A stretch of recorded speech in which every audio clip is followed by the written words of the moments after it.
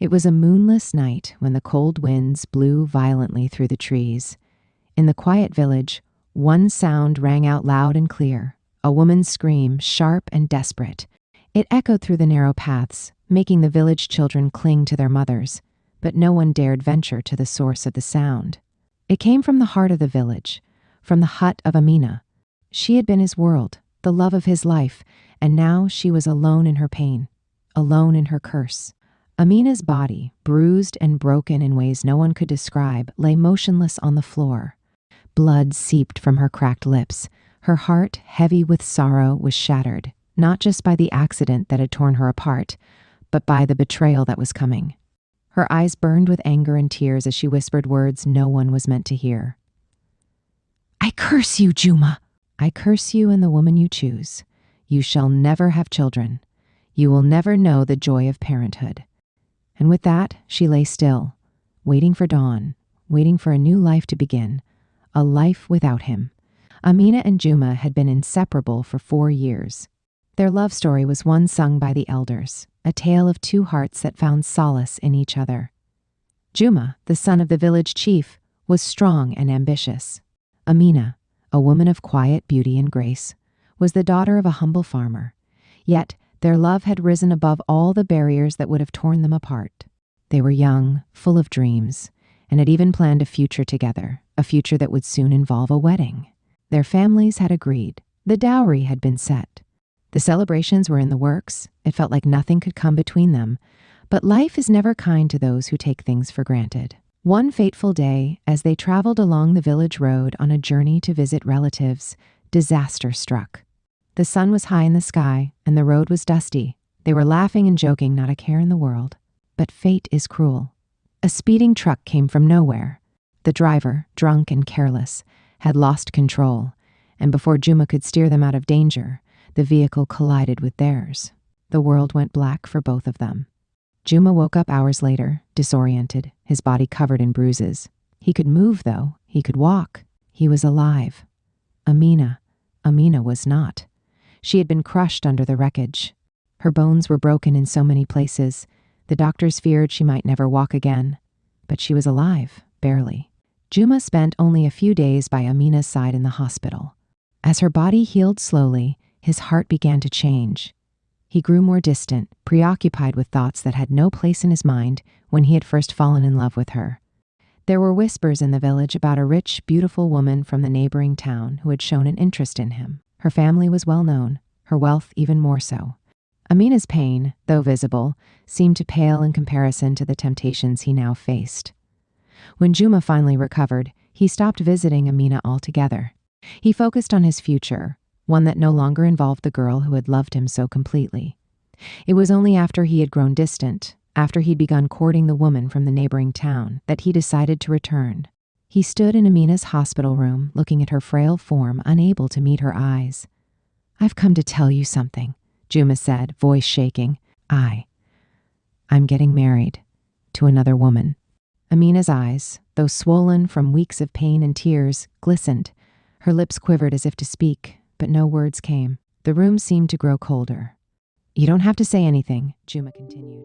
"I know you've suffered, but I need to move on. We both do." Amina's body trembled. A deep, hollow pain engulfed her chest. She had given him everything, her love, her heart, her trust. But now he was walking away from her like she was nothing. That night, as the village slept, Amina lay awake, unable to find peace. The weight of Juma's betrayal was too much. The man she loved, the man she had once dreamed of spending her life with, had shattered her heart. With no one around, she got up from her bed, her body screaming in agony with every move. She didn't care. The pain in her heart was greater than any physical injury. She stripped off her clothes, naked to the moonlight. With a voice that trembled, she spoke to the wind, to the gods, and to the earth itself. "Juma," she whispered, "you have broken me. You have torn my soul. I curse you and the woman you choose. May you never know the joy of a child. May your house be empty, your womb barren for as long as you live. This is my punishment for your betrayal." 7 years passed. Juma's life was far from the one he had dreamed of. His marriage to the rich woman had been a grand affair, and their life seemed perfect, at least on the surface. But the joy that he had expected never came. Year after year, they tried to have children. The doctors couldn't explain it. The woman's body was healthy, but no matter how hard they tried, there was no pregnancy. Rumors spread that something terrible had befallen Juma and his wife. They were unable to conceive despite the fact that they had all the resources and care in the world. Desperate, Juma sought the counsel of a local pastor who had been known for his wisdom. The pastor listened patiently, and when he had heard everything, he gave Juma a simple instruction. "You must go back to Amina," the pastor said. "Beg her for forgiveness. Only then will you be freed from the curse that has been placed upon you." Juma was taken aback. The past had long been buried in his heart, but he could feel the weight of his actions pressing on him now, in ways he had never expected. And so, he returned to the village where it all began, to the very hut where Amina had once lived. He knocked at the door, hoping that time had softened the years of pain. Amina, now a woman who had long since healed from the physical wounds, opened the door. Her eyes, though aged and weathered, still held the fire that had once burned brightly. "I've come to ask for your forgiveness," Juma said, his voice trembling. "The curse, it has made my life a nightmare. Please. I need your forgiveness so that I can have children." Amina stared at him for a long time. Her heart, still raw, did not respond as he had hoped. The memories of her betrayal were still fresh, and the pain of his abandonment still lingered. "You want forgiveness?" she asked, her voice cold. "You abandoned me when I needed you most. You betrayed me, Juma, and now you come asking for mercy?"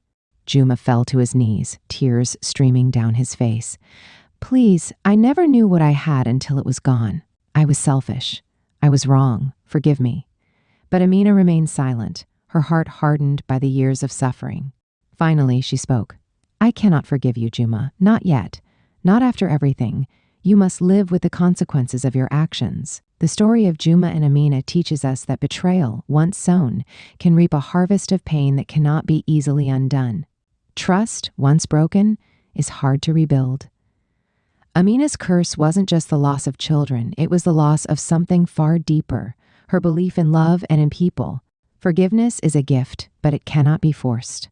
Time can heal wounds, but sometimes the scars remain forever. Juma's desperate plea for forgiveness, after years of selfishness, was met with rejection because forgiveness must come from the heart, not just from a need to solve one's problems.